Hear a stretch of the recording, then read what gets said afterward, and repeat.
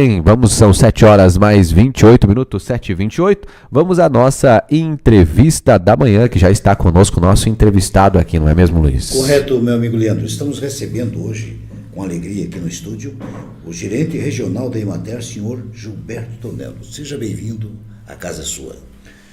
Muito bem, muito obrigado pelo convite, bom dia. É uma satisfação poder estar aqui nesta manhã de sexta-feira, previsão de tempo chuvoso, final de semana, está se ajeitando porque nós vimos ali fora, né?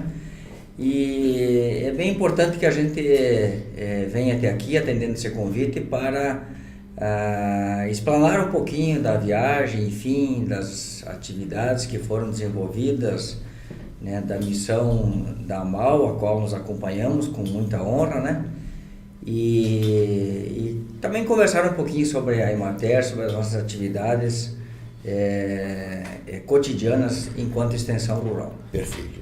Bom, bom dia, Gilberto. Eu queria já que tu falasse, então, dessa viagem, que é muito importante, inclusive o AU Online teve a oportunidade, a honra com o nosso colega Júlio Mocerim de acompanhar lá a visita de vocês a São Paulo e Minas Gerais. Esse projeto que teve a parceria da Sicredi, da AMAL, de levar os prefeitos aqui da nossa região a uma missão em São Paulo para conhecer a produção de lá daquela região. O que você traz de destaque aí desse evento? Como é que tu avalia essa missão realizada aí com a Emater? Muito bem, então foi uma missão que ocorreu de 26 a 29 de junho, né? Promovido pela AMAL, Associação de Municípios do Alto Uruguai, e conjuntamente com o Sicredi, o Sebrae e nós da Emater, que tivemos a honra de ter o convite e também de acompanhar essa viagem.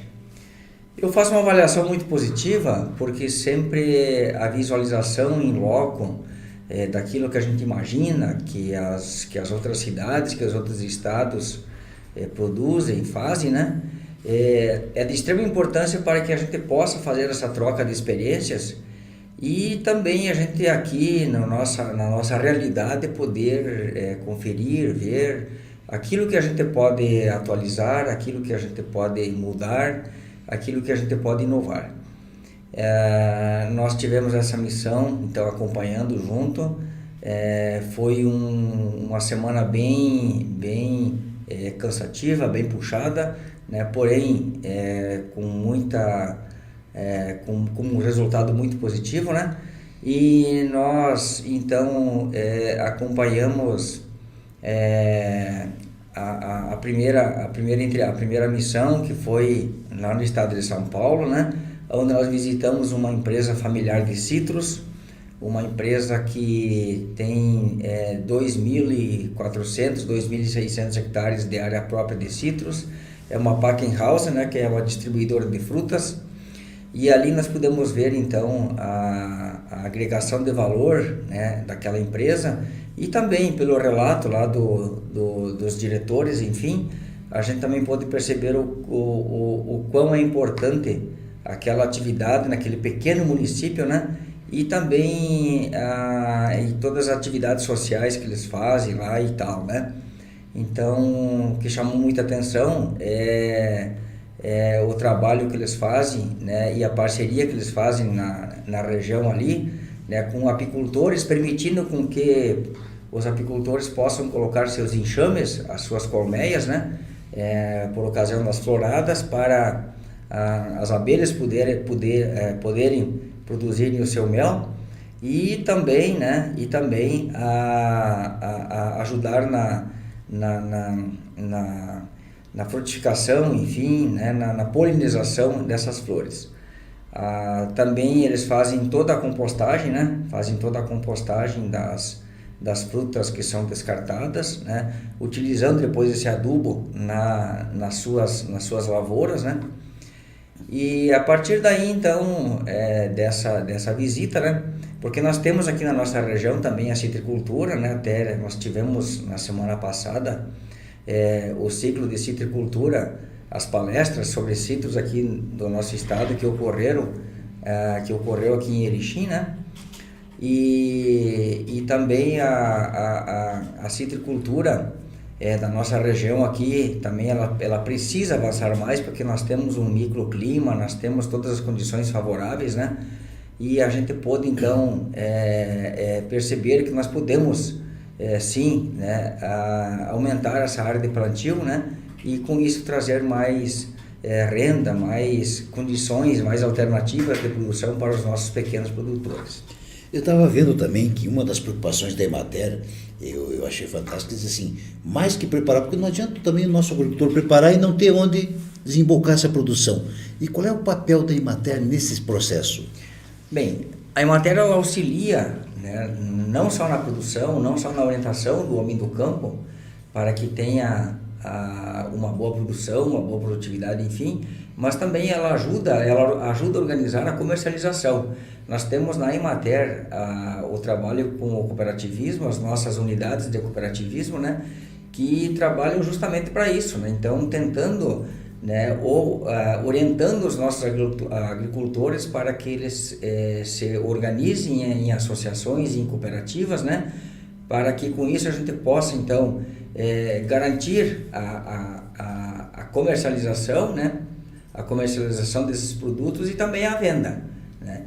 Então, nós pudemos ver lá também, agora já falando no estado de Minas Gerais, nos municípios que a gente passou, onde nós visitamos uma cooperativa, que ela foi uma cooperativa que ela foi fundada especificamente no café, mas devido às geadas fortes que têm ocorrido ultimamente, eles estão levando alternativas de produção para esses pequenos produtores lá, associados às cooperativas lá, dessa cooperativa, né?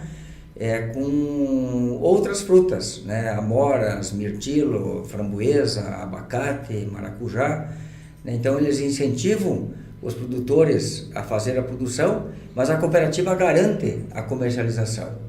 Então, é isso que nós temos que nos guiar aqui. Nós temos que fortificar mais o associativismo, mais o cooperativismo, organizar mais os nossos produtores desta forma, né, para que a gente, então, possa levar essas alternativas, né, de produção e de culturas para eles, e que também eles possam ter a garantia dessa comercialização e também a venda. Sim. Né? Porque eu vou lá na propriedade, eu incentivo o produtor a plantar framboesa, por exemplo, ele investe e aí depois ele não tem onde colocar isso, né? Então, é isso que nós temos que fazer.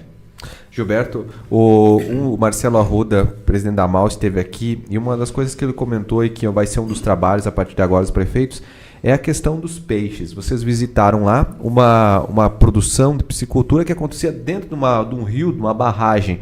Situação que aqui no Rio Grande do Sul não é liberada pela legislação. Existe aí um debate sobre o tema, principalmente na bacia do Rio Uruguai nesse momento. E eu queria que tu falasse sobre isso, né? Como é que vocês podem, por exemplo, essa questão da piscicultura, a Emater pode ajudar a desenvolver aqui na nossa região essa situação e tu ver se é possível e é viável, né? Essa produção semelhante ao que está sendo feito lá em Minas Gerais. Isso. Então, nós visitamos lá essa criação de tilápias e só para comentar, né, existe uma portaria, né, um decreto aí do governo do estado, através da SEMA, da Secretaria do Meio Ambiente, né, proibindo toda e qualquer criação de espécies exóticas aqui na bacia do Rio Uruguai, entre elas a tilápia, né? Por que ocorreu isso? O Ministério Público Federal moveu essa ação, né, justamente para que se possa ter essa criação dessas essências, desses peixes exóticos aqui, mas também que se tenha uma responsabilidade sobre esses povoamentos desses peixes, porque uma criação desenfreada poderia, vamos dizer assim, contaminar todo o Rio Uruguai, né? E com esses peixes, né? E daqui a pouco fica descontrolada a criação. Então, já tem um movimento grande para derrubar esse decreto, essa portaria, né? Nos parece que já está caindo isso, né, pela pressão, né? E aí nós podemos trabalhar um pouco mais com relação a isso. A gente sabe que hoje nós temos um mercado muito interessante, né, para a criação de peixes, principalmente de tilápia, né? há sempre falta desse produto no mercado, né? E a gente não pode incentivar muito, né? Ou quase que nada, porque tu chega na propriedade, tu vai incentivar o produtor, né? E aí ele vai querer fazer um melhoramento e ele não tem condição, ele não tem crédito para isso, porque a lei não permite, né? Então isso que tem que cair para que a gente possa então melhorar um pouco mais essa expansão dessa atividade aqui na nossa região e com isso trazer mais renda para os nossos produtores. Tem muitos produtores interessados, a gente trabalha nos 32 municípios da região do Alto Uruguai e a gente percebe isso no dia a dia, o interesse dos produtores, né, em ter uma criação principalmente de tilápia, né, para trazer mais renda para a propriedade. Tem muita gente que vende, tem muita criação, mas não é uma criação, vamos dizer assim, não é uma venda oficial, seria meio que clandestino. E como conciliar, por exemplo, assim, na beira dessa barragem, hoje tem muitos terrenos vendidos a terceiros, né? E como fazer essa legalização para que o produtor mesmo use, caindo essa barreira? Porque tem muita gente que comprou terras, né, ao redor dessas barragens e faz isso. E como contornar isso aí? Já tem um projeto também nesse sentido? Sim, ao redor da nossa barragem aqui do Passo Fundo, por exemplo, tá cheio de terrenos, né? Exato. Que ali os proprietários aí compram os terrenos e constroem lá e vão fazer o veraneio, vão fazer a pesca, vão passar o fim de semana. Nós não temos essa permissão para criar peixes, vamos falar aqui na barragem do Rio Passo Fundo, né? Sim. Nós não temos essa permissão. Lá o que nós visualizamos lá em Minas foi a criação de tilápias em tanques redes, né, dentro da própria barragem, né? Que então, é diferente daí, né? Tem um processo diferente o que eu ponho no Rio Passo Fundo aí. É diferente, é um processo diferente. Então, isso, em primeiro lugar, vai ter que ter uma permissão da Eletrosul, que é a dona da barragem, né? Mas eu não sei, isso é uma coisa que tem que debater, que tem que conversar, que tem que fazer uma mesa e debater esse assunto, né? Gilberto, vamos voltar a falar um pouco da questão dos citros, né? Enquanto você estava lá em Minas Gerais, aconteceu aqui, como você falou bem, o ciclo da citricultura, um evento reconhecido nacionalmente, um dos melhores do sul aqui do Brasil sobre esse tema, e se falou muito da qualidade da laranja aqui da nossa região, que é vendida para São Paulo. E aí, chega-se lá em São Paulo, vocês vão visitar os citros também, e vocês conseguem ver lá aquela produção, eles também destacam a qualidade da laranja que eles têm lá. E um dos prefeitos, eu lembro que numa fala com o Júlio falou assim, a gente até conseguiu ver que a nossa laranja às vezes é melhor que a laranja que eles têm aqui, né? Porque é mais doce, às vezes é mais bonita, né? Como incentivar agora, com toda essa questão de ver lá, a produção da laranja, que a gente vê que nos últimos tempos tem aumentado os números de produtores, né? Porque o valor tem subido, empresas internacionais têm comprado o produto, mas como incentivar ainda mais a produção de laranja aqui na nossa região do Alto Uruguai? Bem, nós temos hoje aqui na nossa região 2.600 hectares de citros, aqui na nossa região da MAU, aqui dos 32 municípios do Alto Uruguai, né? Nós temos um clima favorável para a cultura de citros, né? Para o plantio de citros, aqui de Erechim em direção ao Rio Uruguai, né? Essa região aqui mais plana, essa região mais aqui, que é mais cultivado grãos, aqui enfim, Campinas, Ipiranga, Quatrimão, Getúlio, aqui nós não temos clima favorável para a citricultura, né? E para a fruticultura de uma forma geral aí. Aqui nessa região tem essa demanda por plantio, né? Nós temos aí a Citrícola Alto Uruguai, que fornecem as mudas, o viveiro que tem ali em Severiano de Almeida, né? De mudas de boa qualidade, de boa referência, enfim. E o que nós temos o que levou à diminuição da área de plantio? Foi a soja R$200 a saca, né? Bem, aí, então, vocês podem ver essas terras dobradas aí, se vocês andarem aí, tá tudo plantado aí, né? As máquinas, o trator de esteira, as dragas, enfim, né? Desmancharam esses morros aí e o pessoal estão plantando, né? Aí fica uma outra preocupação. O plantio de culturas anuais nessas áreas declivosas, né, que favorece muito a erosão, né, que é muito declivosa, tem dado acidentes de máquinas, né, com tratores, com colheitadeiras, inclusive com mortes, né, E essa área nós temos que mudar a aptidão dos nossos produtores, né? Nessas áreas aí. Então, o plantio de citros, ele precisa ter programa também municipal de incentivo, né? E aqui eu quero fazer um parêntese aqui, os municípios têm esses programas de incentivo, né? Dificilmente não há município onde tem plantio de citros que não tem programa da prefeitura que auxilia ou na muda, ou no transporte, ou alguma coisa nesse sentido, né? Nós temos a garantia da comercialização, porém nós precisamos, né, conscientizar o nosso produtor que é uma alternativa de renda viável, né, e que muitas vezes isso impacta no aumento dessa área pela falta de mão de obra, né? Isso é muito grave, né? A juventude não quer mais ficar no meio rural, né? Os casais vão ficando idosos, né? Vão perdendo as forças, como se diz. E aí nós temos toda essa preocupação com relação à sucessão das famílias no meio rural, né? Quem que vai tocar as propriedades, né? Então, abrindo outro parêntese, nós temos, com relação a isso, né, nós implantamos no Centro de Treinamento da Emater, no CETRE, que fica junto à Escola Agrícola, numa área da Escola Agrícola, o curso também de empreendedorismo e desenvolvimento para a juventude rural, no sentido de que a gente possa ali repassar aos alunos, aos interessados, aos jovens, enfim, né, todas as alternativas viáveis que eles podem ter, né, nas suas propriedades. Então você passa noções de atividade leiteira, de grãos, de fruticultura, de tudo que vocês imaginam, de armazenagem, enfim, né, para que a gente possa ter, vamos dizer assim, levar a eles um mínimo de consciência com relação à sucessão da agricultura familiar, e que ali, né, com certeza, muitas vezes eles vão ganhar mais dinheiro do que deixar lá a propriedade rural, ir para a cidade, trabalhar de empregado, ir numa indústria, numa empresa e ganhar bem menos que eles ganham lá fora. E como é que é feito esse processo de conscientização? Porque quer queira não, né, Gilberto? Vem num saco a R$200 o soja, planta lá, agora, e essa fruticultura já é um pouquinho diferenciado. E como vocês conseguem, qual é o trabalho, qual é a metodologia que vocês estão usando para mostrar isso? Depois dessa viagem, com mais argumento ainda, né, que é viável, que é possível. Tudo são ciclos, né? Então a soja dava R$200, até mais, agora ela voltou a 125, 130. Então, vamos dizer assim, a rentabilidade por hectare já não é mais aquilo, né? Então agora eles começam a ver que, com a laranja eu ganho mais dinheiro por hectare do que plantando soja. Ou com a bergamota, né? Ou com uma outra fruta, né?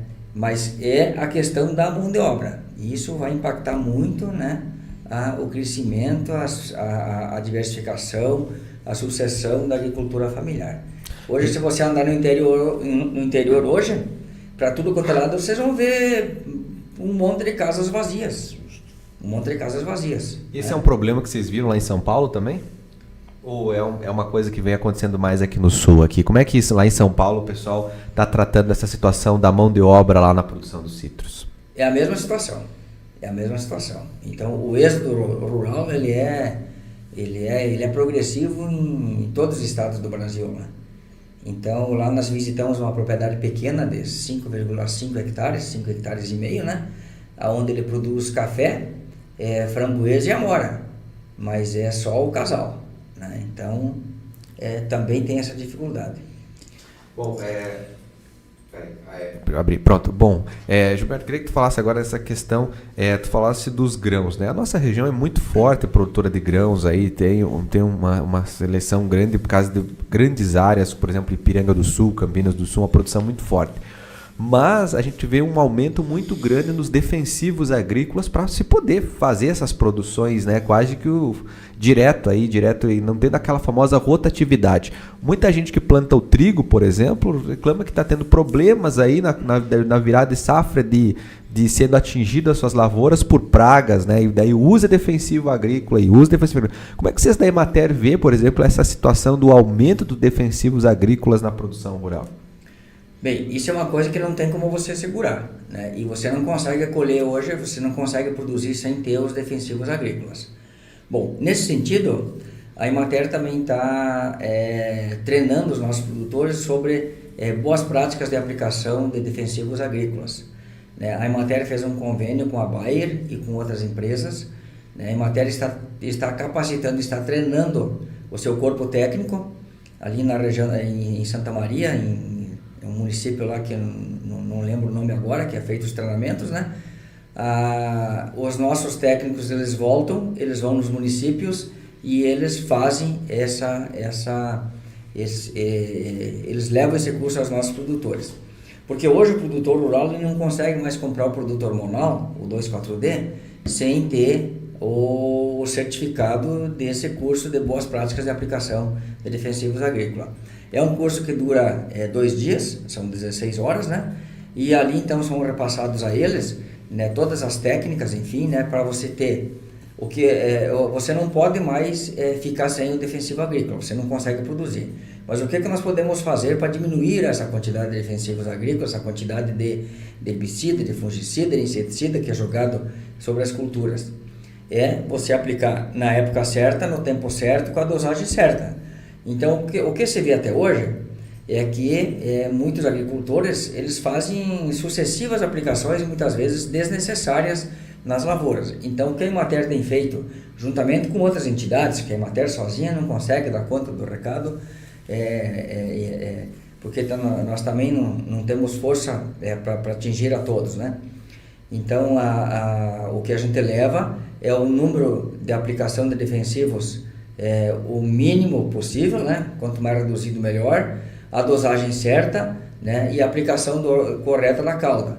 Tem dado muito problema hoje com relação à deriva desses produtos, principalmente os hormonais, que atingem outras propriedades, né? Danificando parreirais, plantação de batatinha, enfim, outras coisas que estão muitas vezes gerando até processos judiciais, né? Então a gente orienta nesses treinamentos, nesses cursos, né, a época certa de aplicar, a dosagem certa de aplicar e também a velocidade do vento, cuidar o vento, que não haja deriva e tal, né? Então para isso tem toda uma aparelhama, né? A gente faz a demonstração na prática lá, tem uns aparelhos que a gente bota lá, faz simulação de deriva e tudo, né? E a gente faz essa orientação aos nossos produtores. Então, vamos fazer a nossa parte. A gente conseguir mudar tudo, a gente não muda, né? Mas vamos tentar fazer a nossa parte. Dessa viagem que o senhor fez lá, quando voltou, teve alguma experiência que fez o senhor, eu preciso aplicar essa, quando voltar quero fazer isso? Teve alguma atividade que os seus olhos brilharam mais ainda? Sim, é justamente com relação à diversificação da nossa propriedade, das nossas pequenas propriedades, com a implantação de outras espécies de frutas, né? Porque hoje nós temos comércio, nós temos hoje aqui em Gaurama, nós já temos um exemplo disso, né? Um produtor que produz framboesa e ele vende todo esse comércio, toda essa produção dele, ele vende num nicho de mercado lá em São Paulo, né? Então o que nós temos que ver? Nós temos que ver, primeiro, nós podemos produzir? Podemos, né? Com boa tecnologia, sim. Bom, mas onde é que nós vamos vender essa produção? Né? E hoje, para você fazer 1 hectare de uma fruta irrigada, né, o preço, o custo é alto, né? Mas você vai ter o retorno da produção. Agora, você vai ter que ter uma garantia de comercialização. Agora, produzir é fácil. Dá para nós produzir praticamente tudo aí, né? É o que for possível. Só nós temos que ter a garantia da comercialização. Então, essa que é a maior preocupação, até a gente conversava e na volta todos fizeram uma avaliação da viagem, tiveram a oportunidade de conversar, né? E colocar seu ponto de vista, né? E os prefeitos também todos entenderam, tudo bem, nós vamos criar um programa municipal, tu incentiva, tu vai lá, tu motiva o produtor a produzir, mas e onde é que ele vai vender isso? Então a primeira coisa que nós temos que ver é a comercialização, para quem que vou vender esse produto. Perfeito. Muito bem. Bom, Tonelo, eu queria que tu falasse um pouco agora também da questão aqui da erva mate na nossa região. Nós temos uma região que cada vez tem crescido o número de ervateiras. Há poucos dias nós recebemos aqui também o teu colega que falou sobre a erva mate, mas eu queria que tu visse um pouco dessa produção, que também tem sido uma alternativa para as questões da decline, né? Que além da laranja, o pessoal também tem investido na erva mate. Como é que tu vê essa aqui na nossa região, essa situação? Olha, a erva mate é outra boa alternativa de renda, né? condições para produzir aqui nós temos totalmente, né? E o que se observa hoje é que as áreas não estão aumentando, as áreas de plantio não estão aumentando da erva mate, né? E a demanda é grande. Então, se tu pegar hoje, o maior exportador, o maior consumidor da erva mate do mundo é a Síria, né? Um país lá do Oriente Médio, no meio do deserto, lá o maior consumidor da erva mate do mundo é a Síria, né? Eles consomem em forma de chá, em forma de outras formas lá, né? E toda a exportação da Argentina vai para a Síria, né? Então nós temos hoje um crescimento, uma demanda mundial alta da erva mate, né? Porém nós podemos produzir mais, né? Nós fizemos aí dias de campo, nós conversamos com o pessoal, nós temos a equipe de cursos de erva mate aí da Emater, os instrutores, né, que efetuam esses cursos, e nós observamos assim que também essa falta de mão de obra nas propriedades está levando à diminuição da área de plantio, muitas vezes até a extinção dos ervais, né, para plantar a soja. Isso ocorreu muito, né? Então a gente precisa motivar os produtores, é uma boa alternativa de renda. Eles têm orientação técnica, né? A Emater tem condições de dar toda a orientação técnica para eles, né? Mas desde que você tenha um erval com tecnologia, um erval adensado, né? Você não pode mais ter um pé de erva mate no meio das lavouras, né? Que você plantava assim, tu tem que plantar numa área específica, adensada, né? Com boa tecnologia, com boa adubação, com uma boa produção de folhas, né? E isso você com certeza vai ter uma rentabilidade. Então, novamente, nós vamos